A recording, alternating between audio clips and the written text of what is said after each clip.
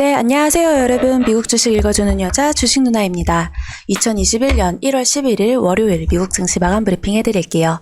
트럼프 대통령 탄핵 이야기가 나오면서 미국 전국의 불확실성과 기술 기업에 대한 규제 우려가 커지면서 증시의 부담으로 작용됐습니다. 최근 사상 최고치 행진에 따른 고평가 논란이 커진 가운데 차익 실현 매물 등이 출회된 점도 부담으로 작용되면서 3대 지수 모두 하락 마감했습니다.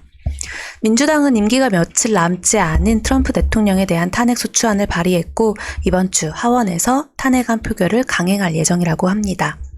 트럼프 대통령 탄핵이 권력 구도의 변화를 촉발할 만한 요인은 아니지만 민주당과 공화당의 마찰이 심해질 경우 차기 정부가 추진하는 부양책이 원만하게 처리되지 못할 수 있다는 우려가 부각되는 모습이었습니다.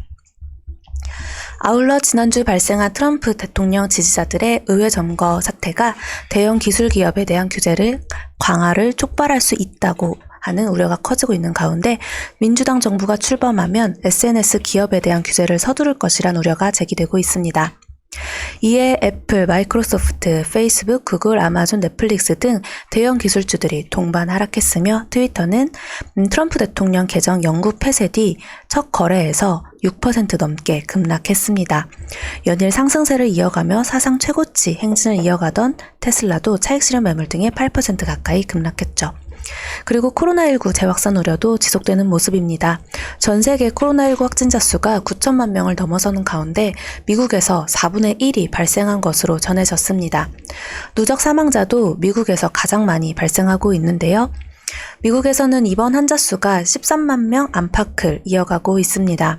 한편 WHO는 올해에도 코로나19에 대한 집단 면역이 형성되지 못할 것이라고 전망을 했습니다.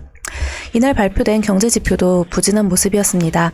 컨퍼런스 보드가 발표한 지난해 12월 미국의 고용 추세 지수가 99.02를 기록해 전월 99.05에서 소폭 하락했습니다.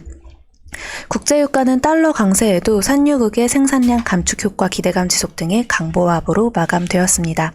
업종별로는 대부분 업종이 하락한 가운데 빵주로 일컫는 기술주들도 일제히 하락했고 또한 10거래일 연속 상승세를 이어오던 테슬라가 차익 실현 매물 등의 마이너스 7.82% 급락했습니다.